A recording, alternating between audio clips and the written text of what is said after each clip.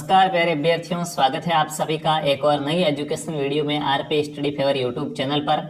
Rajasthan CET की तैयारी कर रहे हैं। सीईटी चाहे आपकी 12वीं लेवल की हो या ग्रेजुएशन लेवल की हो, दोनों की तैयारी के लिए आपका जो मॉडल पेपर है वो आज यहाँ पे रहेगा। मॉडल पेपर ऐसा रहेगा कि इसमें आपके एग्जाम में जो जो सब्जेक्ट दे रखे हैं सारे सब्जेक्ट के यहाँ पे पेपर रहेंगे, चाहे वो राजस्थान का जीके हो, उसके साथ साथ इंडिया का जीके हो, उसके साथ साथ आपकी साइंस है, कंप्यूटर है, मैथ्स है, रीजनिंग है, हिंदी है, इंग्लिश है, करंट अफेयर, सारे के सारे प्रश्न यहाँ पे रहेंगे। तो फटाफट से आंसर देना है। और पहला प्रश्न आपके सामने है, मानचित्र स्थान शब्दकोश।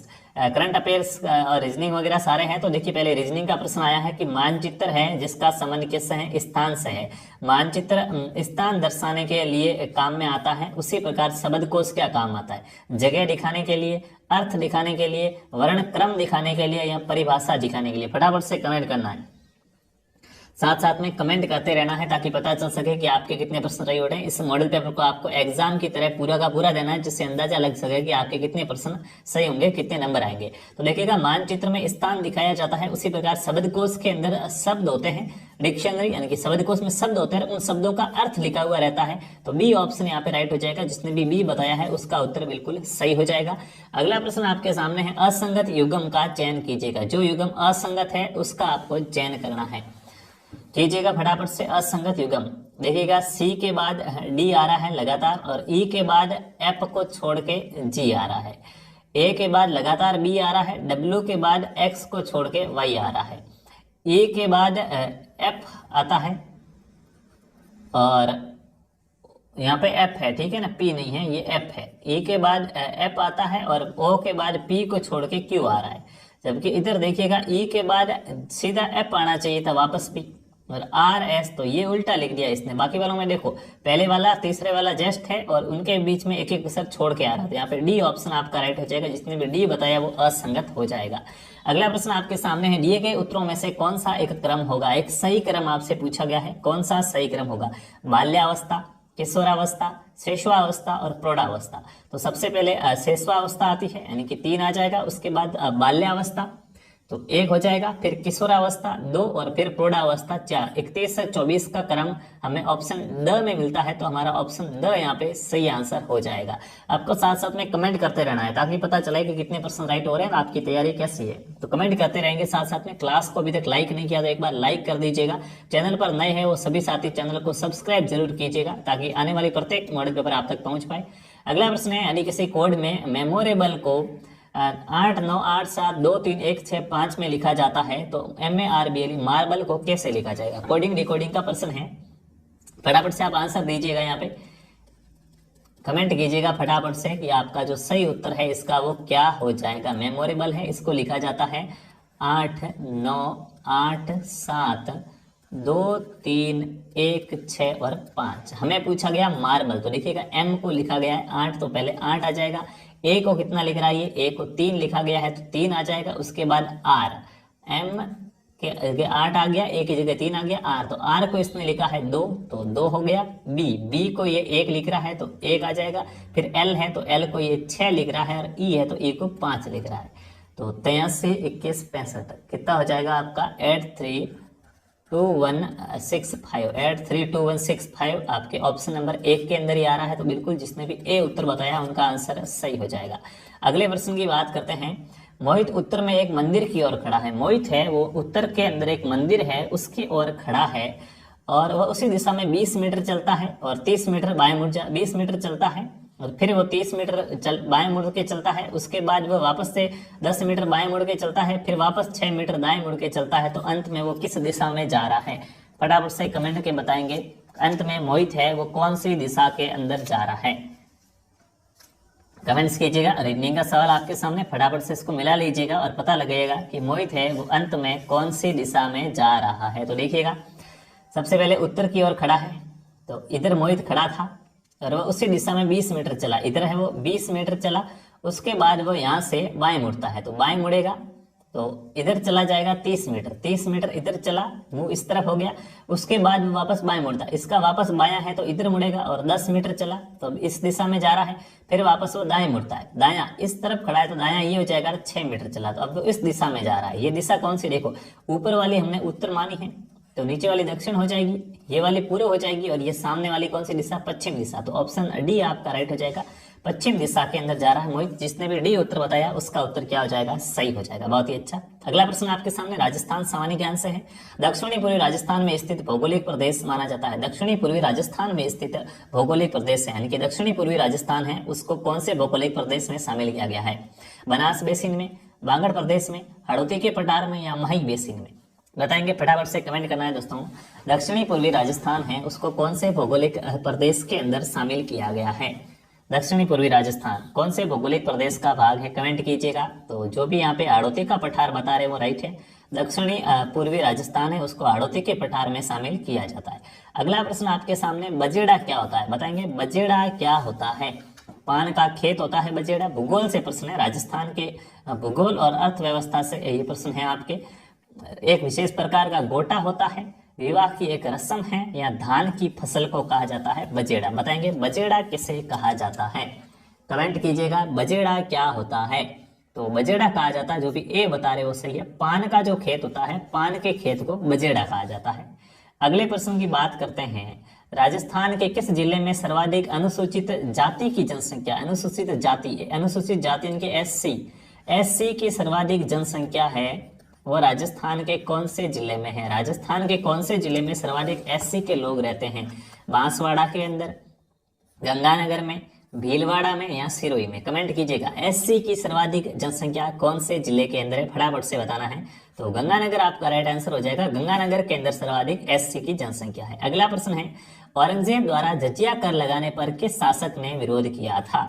राजस्थान के अंदर औरंगजेब था, औरंगजेब ने जजिया कर लगाया था। जजिया कर गैर मुस्लिम कर था, जो भी मुस्लिम नहीं है उसको सबको टैक्स देना पड़ता था मुस्लिम नहीं होने का, ये टैक्स है, औरंगजेब ने लगाया। तो किसने विरोध किया था, राज सिंह ने, मान सिंह ने, दुर्गादास ने, या प्रताप सिंह ने, कमेंट कीजिएगा। किसने विरोध किया था औरंगजेब का, तो बिल्कुल मेवाड़ के शासक थे उस समय राज सिंह, जिन्होंने विरोध किया था औरंगजेब का। ए आंसर आपका यहाँ पे सही हो जाएगा। अगला प्रश्न आपके सामने, 1857 की क्रांति के समय धौलपुर का शासक कौन था।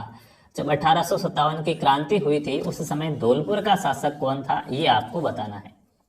राम सिंह, उदयभान सिंह, कीरत सिंह, या भगवंत सिंह। 1857 की क्रांति के समय धौलपुर का शासक कौन था, फटाफट से कमेंट्स करके बताएंगे क्या सही उत्तर हो जाएगा। 1857 की क्रांति के समय धौलपुर का शासक कौन था, तो 1857 की क्रांति के समय धौलपुर का शासक भगवंत सिंह था। यहाँ पे जिसने भी डी उत्तर बताया है सही है। अगला प्रश्न है, कृषक आंदोलन और नेता में कौन सा युग्म सुमेलित नहीं है या गलत सुमेलित है। एक तरफ कृषक आंदोलन दे रखे हैं और दूसरी तरफ उनसे संबंधित नेता दे रखे हैं, तो कौन सा युग्म है वो गलत सुमेलित है, उसके बारे में आपको बताना है। तो बीकानेर के में कृषक आंदोलन का नेतृत्व नरोत्तम लाल जोशी ने किया था। बिजोलिया में विजय सिंह पथिक ने किया था, सही है। बूंदी में नैनूराम शर्मा थे, सही है। बेंगू में रामनारायण चौधरी, सही है। जबकि बीकानेर में नरोत्तम लाल जोशी ने आंदोलन का नेतृत्व नहीं किया था। ए ऑप्शन आपका यहाँ पे सही हो जाएगा। अगला प्रश्न आपके सामने, रणकपुर जैन मंदिर किस नदी के तट पर अवस्थित है। रणकपुर का जो जैन मंदिर है पाली के अंदर राजस्थान के, ये रणकपुर का जैन मंदिर है, ये कौन सी नदी के तट पर अवस्थित है, बताएंगे।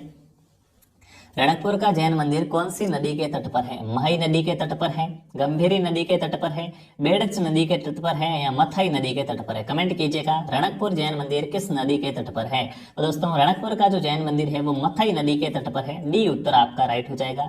अगला प्रश्न है, कोटा चित्रकारी शैली की मुख्य विषय वस्तु है। कोटा चित्रकारी शैली है, इस कोटा चित्रकारी शैली की मुख्य विषय वस्तु क्या है। क्लास को पूरी देखनी है, सारे सब्जेक्ट के प्रश्न आपको यहाँ पे मिलेंगे। कोटा चित्रकारी शैली की मुख्य वस्तु हाथियों की लड़ाई के दृश्य हैं, शिकार के दृश्य हैं, दरबारी दृश्य है, या उत्सव के दृश्य है। तो कोटा चित्रकारिता के अंदर शिकार के दृश्य दिखाए गए, राजा रानियां शिकार कर रहे हैं। बी उत्तर आपका राइट आंसर है। अगला प्रश्न है, नौगरी आभूषण पहना जाता है। नौगरी नामक आभूषण है, ये कहाँ पे पहना जाता है, कमेंट करके बताएंगे। नौगरी आभूषण शरीर के किस अंग में पहना जाता है, गले में, सिर में, हाथ में, या पांव में। नौगरी कहाँ पहनी जाती है, कमेंट करके बतानी है। नौगरी आभूषण कहाँ पहना जाता है, कमेंट करके बताएंगे। तो नौगरी हाथ में पहना जाने वाला आभूषण हो जाएगा। अगला प्रश्न है, मेघालय में हुआ काजिंद 2022 सैन्य अभ्यास भारत और किस देश के साथ हुआ? करंट अफेयर्स का प्रश्न है। राजस्थान जो भारत है हमारा, भारत के मेघालय के अंदर काजिंद 2022 एक सैन्य अभ्यास हुआ। ये कौन से देशों के बीच में हुआ? भारत और कजाकिस्तान, भारत और पाकिस्तान, भारत और अफगानिस्तान, भारत और रूस।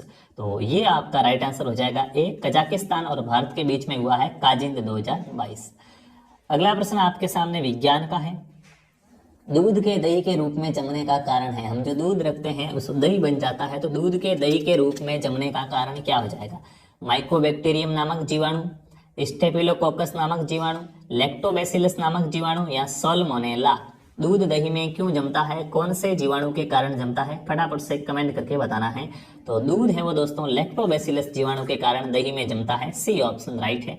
अगला प्रश्न है नाइट्रोजन स्थिरीकरण करने वाला शैवाल है, वो कौन सा शैवाल है जो नाइट्रोजन का स्थिरीकरण करता है? नॉस्टॉक, एनाबीना, सारगाशम, कारा और लिमेनेरिया। बताएंगे नाइट्रोजन का स्थिरीकरण करने वाला जीवाणु कौन सा है? कमेंट कीजिएगा नाइट्रोजन स्थिरीकरण करने वाला जीवाणु कौन सा है? तो ए ऑप्शन राइट हो जाएगा। नॉस्टॉक और एनाबीना है और राइजोबियम वगैरह ये क्या करते हैं? राइजोबियम ये नाइट्रोजन का स्थिरीकरण करते हैं, आपके जीवाणु हो जाएंगे। राइजोबियम भी क्या है? इन्हीं का उदाहरण है। अगले प्रश्न के साथ आपका अगला प्रश्न है मनुष्य में नर जनन तंत्र में कौन सा अंग शामिल नहीं होता है? जो नर मनुष्य होता है, नर मनुष्य के जनन तंत्र के अंदर कौन से अंग को शामिल नहीं किया जाता है? वृषण होता है मनुष्य के अंदर, नर के अंदर। अधिवृषण भी नर में होता है। अंडाशय और शुक्राशय, तो नर के अंदर तो पाया जाता है शुक्राशय जो मादा में नहीं होता है, और मादा में पाया जाता है अंडाशय जो नर में नहीं होता है। तो अंडाशय मादा जनन तंत्र का भाग है, नर का नहीं है। सी ऑप्शन आपका यहाँ पे सही हो जाएगा। अगला प्रश्न आपके सामने है पित्त रस का संचय किस अंग में होता है? फटाफट से कमेंट करके बताना है। हमारे शरीर के अंदर पित्त रस है, पित्त रस का संचय कौन से अंग में होता है? कमेंट कीजिएगा। पित्ताशय में, यकृत में, आमाशय में या अग्नाशय में? पित्त रस का संचय कौन से अंग में होता है? तो पित्त रस का संचय दोस्तों पित्ताशय में होता है। ए ऑप्शन आपका यहाँ पे सही हो जाएगा। अगला प्रश्न देखिएगा, तरल अवस्था में पाई जाने वाली अधातु है, वो कौन सी अधातु है जो तरल अवस्था में पाई जाती है? फ्लोरीन, क्लोरीन, ब्रोमीन या नाइट्रोजन? कमेंट कीजिएगा। देखिएगा जब धातु पूछी जाए कि तरल अवस्था में पाई जाने वाली धातु कौन सी है तो हम पारा कहते हैं या मरकरी कहते हैं, और अधातु पूछे तो अधातु होती है ब्रोमीन। ऑप्शन सी आपका यहाँ पे सही हो जाएगा। अगला प्रश्न आपके सामने है दाब का मात्रक है, बताएंगे दाब का मात्रक क्या होता है? दाब किस में नापा जाता है? दाब का मात्रक क्या हो जाएगा?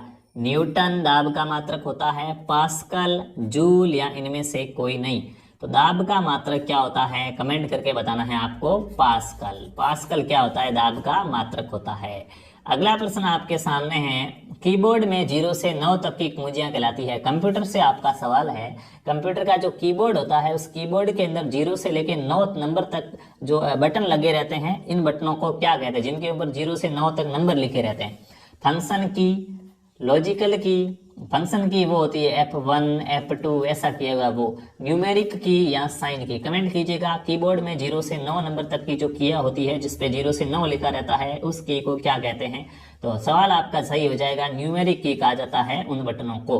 अगला प्रश्न आपके सामने है भंडारण की उच्चतम क्षमता है। कंप्यूटर की जो मेमोरी होती है, जो स्टोरेज होती है, स्टोरेज की उच्चतम क्षमता क्या होती है? टेराबाइट, योटाबाइट, जेटाबाइट या एक्साबाइट? कमेंट कीजिए। भंडारण की उच्चतम क्षमता क्या होती है? तो दोस्तों बिल्कुल जो बीबी बता रहा है वो सही हो जाएगा। योटाबाइट क्या है? भंडारण की उच्चतम क्षमता होती है। अगला प्रश्न है ऑपरेटिंग सिस्टम खाली जगह होता है। जो ऑपरेटिंग सिस्टम होता है कंप्यूटर में वो क्या होता है? सिस्टम सॉफ्टवेयर होता है, एप्लीकेशन सॉफ्टवेयर होता है, यूटिलिटी सॉफ्टवेयर होता है या डेटा प्रोसेसिंग टूल होता है? बताएंगे सिस्टम जो ऑपरेटिंग सॉफ्टवेयर है वो क्या होता है? तो ऑपरेटिंग सॉफ्टवेयर क्या होता है? सिस्टम सॉफ्टवेयर होता है। ए जवाब आपका सही हो जाएगा। अगला प्रश्न है एक्सेल वर्कशीट के प्रथम सेल को लेबल किया जाता है। कमेंट करके बताना है। जो एक्सेल होता है, एक्सेल के अंदर हम काम करते हैं तो जो उसकी पहली वर्कशीट होती है, उस वर्कशीट का जो पहला सेल होता है ना, फर्स्ट सेल होता है एक्सेल वर्कशीट का, उस सेल को क्या नाम दिया जाता है? डबल ए, A1, ए बड़ा और छोटा, A0? बताएंगे, कमेंट कीजिएगा। तो बिल्कुल A1 राइट आ जाएगा। एक्सेल की प्रथम सेल है उसको A1 कहा जाता है। अगला प्रश्न है, निम्न में से कौन सा एक आउटपुट डिवाइस है? कंप्यूटर के आउटपुट डिवाइस के बारे में बताना है। निम्न में से कौन सा एक आउटपुट डिवाइस है? प्रिंटर, स्कैनर, कीबोर्ड और माउस। कमेंट कीजिएगा सही जवाब क्या हो जाएगा, आउटपुट डिवाइस कौन सा है। तो देखिएगा स्कैनर, कीबोर्ड और माउस है, ये तो इनपुट डिवाइस होते हैं कंप्यूटर के, जबकि प्रिंटर है ये कंप्यूटर का आउटपुट डिवाइस है। ए उत्तर आपका सही हो जाएगा। अगला प्रश्न आपके सामने है, 155 रुपये अंकित वाली वस्तु 124 रुपये में बेची जाती है, तदनुसार उस पर दी गई छूट का प्रतिशत ज्ञात करो। गणित का आपका सवाल है कि एक कोई वस्तु थी जिसपे कितने रुपए लिखे हुए थे, उस पे 155 रुपये लिखे हुए थे। 155 रुपये उस वस्तु पर लिखे गए थे, लेकिन बाद में उसको बेचा कितने में गया? बेचा 154 रुपये के अंदर गया है। तो उस पे छूट कितनी दी गई है वो आपको पता करना है।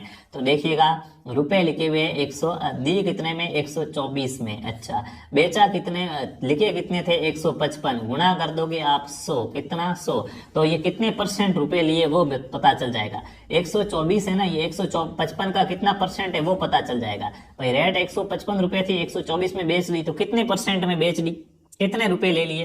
तो इसका आपका आ जाएगा 80%, यानी कि 80% रुपए तो क्या है, लिए हैं। अच्छा, टोटल होता कितना है? टोटल 100% होता है, उसमें से 80% तो ले लिए, तो छूटे कितने? छूटे हैं 20%। तो छूट कितनी हो गई? 20% हो गई है। बी ऑप्शन आपका सही हो जाएगा। ऐसे भी ना करो तो दूसरा तरीका ये भी हो सकता है, सीधा आपका कि MRP माइनस फिर आपकी क्या है, जो करे विक्रय मूल्य होता है सेल, MRP माइनस सेल बट्टा क्या है, वापस MRP गुणा के 100। इससे भी आप कर सकते हैं, ठीक है। इससे कैसे करेंगे? देखो, MRP मतलब अंकित मूल्य कितना? 155 माइनस सेल कितने में बेचा? 124 में, बट्टे MRP 155 गुणा के 100। इसको भी आप कर सकते थे, तो सीधा उत्तर मिल जाएगा 20%। तो बी उत्तर आपका राइट हो जाएगा।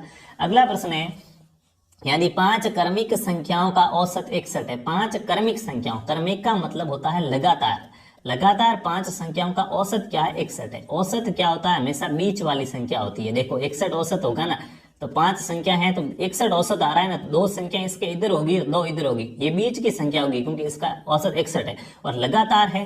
तो 61 के बाद यहाँ 62 होगा, यहाँ 63 होगा, इधर 60 होगा, 59 होगा, ये 5 संख्याएं वो हो गई। 59, 60, 61, 62, 63 है, इनका क्या होता है? औसत हमेशा 61 आता है। तो ये तो संख्या पता चल गई, क्योंकि औसत हमेशा बीच वाली संख्या होती है, ध्यान रखना। इसने क्या पूछा? उसमें अंतिम 3 संख्याओं का औसत बताओ। इसने कहा कि इसके जो ये लास्ट 3 वाली संख्या है इनका औसत बताना है।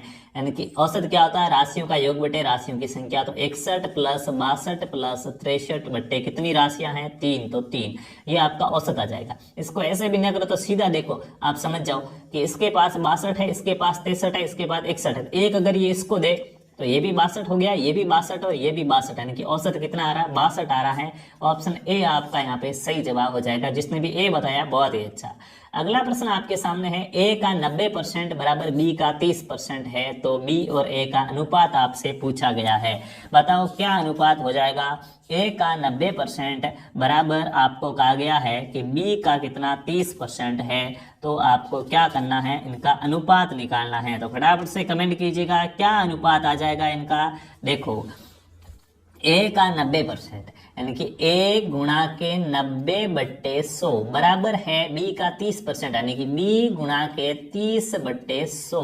तो हमें क्या करना है? ए और बी का क्या निकालना है? अनुपात बी अनुपात है, बी और ए का अनुपात निकालना है। तो देखिएगा, ये ए इसके गुणा में है, इधर जाएगा तो भाग में चला जाएगा। तो यहाँ तो रहा 90 बट्टे 100 बराबर, यहाँ बी बट्टे ए गुणा के 30 बट्टे 100।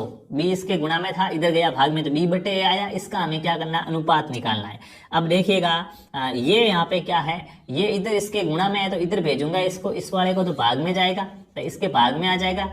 90 बट्टे 100 के वापस भाग में आएगा 130 बट्टे 100, तो भाग वाले को सीधा लिख दिया जाएगा उल्टा करके 100 बट्टे 30। इसको मैंने ऐसे लिख दिया, ठीक है। और अब इसको क्या है? इधर है बी बट्टे ए, कर दो हल। इस 100 से ये 100 कट जाएंगे, 90 बट्टे 30, 90 बट्टे 30 बराबर बी बट्टे ए आ गया। तो ये लो 9 3:3, यानी कि 1:3 हो, 3:1 आ जाएगा आपका ऑप्शन नंबर ए राइट हो जाएगा। क्या आ जाएगा? ऑप्शन ए है यहाँ पे सही हो जाएगा। जिसने भी ए बताया बहुत ही अच्छा। अगला प्रश्न आपका देखिएगा, दीन इलाही धर्म इनके द्वारा परिवर्तित किया गया था। बताओ, दीन इलाही धर्म है ये किसने चलाया था? जहांगीर ने, हुमायूं ने, शाहजहां ने या अकबर ने? दीन इलाही धर्म है ये किसके द्वारा चलाया गया था? कमेंट करेंगे दीन इलाही धर्म किसने चलाया था। तो आप सभी को पता है दीन इलाही धर्म है वो अकबर ने चलाया था। किसने चलाया था? अकबर ने चलाया था। और इसकी सदस्यता किसने ली थी? बीरबल ने। किसने ली थी? बीरबल ने। डी उत्तर राइट है। अगला प्रश्न है, 8 मार्च किस दिवस के रूप में मनाया जाता है? 8 मार्च को कौन सा दिवस मनाया जाता है? इंडिया जीके से प्रश्न है, 8 मार्च को कौन सा दिवस मनाया जाता है? विश्व पर्यावरण दिवस तो 5 जून को मनाते हैं। विश्व विरासत दिवस के अंतर्राष्ट्रीय महिला दिवस या विश्व युवा दिवस? तो 8 मार्च को हमेशा कौन सा दिवस मनाते हैं? कमेंट करेंगे फटाफट से। 8 मार्च को क्या मनाते हैं? अंतर्राष्ट्रीय महिला दिवस। तो यहाँ पे सी ऑप्शन आपका सही हो जाएगा। अगला प्रश्न है, भारत में सिंचाई का प्रमुख स्रोत है। भारत के अंदर सिंचाई का जो प्रमुख स्रोत है वो कौन सा है? भारत में ज्यादातर सिंचाई किससे होती है? भारत के भूगोल के प्रश्न हैं। भारत का भूगोल आपके सिलेबस में दे रखा है। भारत के भूगोल के प्रश्न हैं। नहरों से, कुएं और नलकूपों से, टंकियों से या तालाबों से? तो भारत में सबसे ज्यादा सिंचाई किससे होती है? कमेंट करके बताएंगे। हाँ, भारत के अंदर सबसे ज्यादा सिंचाई होती है कुओं से। बी उत्तर क्या हो जाएगा? सही हो जाएगा। अगला प्रश्न है, जब किसी वस्तु का मूल्य धन के संदर्भ में व्यक्त किया जाता है तो उसे कहते हैं? इकोनॉमी का प्रश्न है। इकोनॉमी का प्रश्न है, आपके इंडियन इकोनॉमी सिलेबस के अंदर है। जब किसी वस्तु का मूल्य है वो मूल्य धन के रूप में बताना हो तो क्या कहेंगे? कि उसकी लागत इतनी है, कीमत इतनी है, लाभ इतना है या हानि इतनी है? तो लाभ हानि तो बाद में आते हैं, मूल्य हमेशा कीमत होता है। तो इसकी कीमत इतनी है, लागत फिर हमने कितने दिए वो लागत होती है। तो कीमत को कहा जाता है। बी ऑप्शन राइट हो जाएगा। अगला प्रश्न है, कौन सी खाड़ी भारत के सर्वाधिक दक्षिण में स्थित है? बताएंगे कौन सी खाड़ी है जो भारत के सबसे दक्षिण में स्थित है? मन्नार की खाड़ी, कच्छ की खाड़ी, खंबात की खाड़ी या अंडमान की खाड़ी? कौन सी खाड़ी भारत के दक्षिण में स्थित है? कमेंट करेंगे कौन सी खाड़ी भारत के दक्षिण में है। तो ए ऑप्शन राइट हो जाएगा। मन्नार की खाड़ी है भारत के दक्षिण में स्थित है। अगला प्रश्न है, निम्न में से कौन सा भारतीय लोकतंत्र का एक मुख्य लक्षण है? हमारे भारतीय लोकतंत्र का एक मुख्य लक्षण कौन सा है जो दूसरों से हमें अलग करता है? उच्चतम न्यायालय, राष्ट्रपति, संसद या निर्वाचन आयोग? तो देखो, भारतीय लोकतंत्र में ये सारे के सारे गुण हैं, लेकिन जो विशिष्ट गुण है वो संसद है। भारत की संसद के पास पावर है सबसे ज्यादा। तो सी ऑप्शन राइट हो जाएगा। अगला प्रश्न है, जिसके मन में कपट न हो उसके लिए एक शब्द होता है। हिंदी का आपका प्रश्न है कि ऐसा व्यक्ति जिसके मन में कपट नहीं हो उसको एक शब्द में क्या कहा जाएगा? जिसके मन में कपट न हो उसके लिए एक शब्द क्या होता है? असहाय, निष्कपट, कपटी या धोखेबाज? जिसके मन में कपट नहीं हो उसे क्या कहा जाएगा? फटाफट से कमेंट करना है कि जिसके मन में कपट न हो उसे क्या कहेंगे। तो ऐसा व्यक्ति जिसके मन में कपट नहीं हो उसे निष्कपट कहा जाता है। बी ऑप्शन राइट हो जाएगा। अगला प्रश्न है, चंद्र का समानार्थी शब्द है। समानार्थी शब्द पूछा गया है। चंद्र का समानार्थी शब्द क्या होता है? दिवाकर, रवि, सुधांशु, रत्नाकर? तो देखिए, दिवाकर, रवि ये सारे सूर्य के क्या है? पर्यायवाची शब्द है। यहाँ पे चंद्र यानी कि चंद्रमा को सुधांशु कहा जाता है। सी ऑप्शन राइट हो जाएगा। अगला प्रश्न आपके सामने, चैन की बंसी बजाना मुहावरे का अर्थ है। चैन की बंसी बजाना मुहावरे का अर्थ क्या होता है? कमेंट करेंगे। चैन की बंसी बजाना मुहावरे का अर्थ क्या होता है? प्रसन्न करना, मौज लेना, दुखी होना या लापरवाही करना? तो चैन की बंसी बजाना यानी कि मौज लेना। बी ऑप्शन सही हो जाएगा। अगला प्रश्न है, चूज द आर्टिकल। इंग्लिश का है कि आर्टिकल का चुनाव करना है। देखिएगा, सारे प्रश्न 5-5 लिए गए हैं, ज़्यादा नहीं लिए हैं, क्योंकि देखते हैं आप इस पर कितना प्यार देते हैं क्लास के ऊपर। अगर क्लास अच्छी लगती है तो क्लास को लाइक जरूर करना है और अपने और भी दोस्तों के साथ शेयर करना है। कमेंट करके बताओ कि हाँ क्लास अच्छी लगी है। ऐसी क्लास रोज होनी चाहिए प्रत्येक विषय की, तो प्रश्न भी बढ़ाए जाएंगे। पूरा का पूरा आपका जैसा एग्जाम में पेपर आएगा वैसे आपको बहुत सारे पेपर करवाए जाएंगे। और राम ड्रिंक खाली जगह मिल्क। तो देखिए, मिल्क तरल पदार्थ है, दूध के आगे हमेशा क्या है? नो आर्टिकल, जीरो आर्टिकल लगता है। डी ऑप्शन आपका यहाँ पे सही हो जाएगा। अगला प्रश्न है, चूज रॉन्ग स्पेलिंग। गलत स्पेलिंग लिखी हुई है उसका आपको चयन करना है। कौन सी स्पेलिंग गलत लिखी हुई है?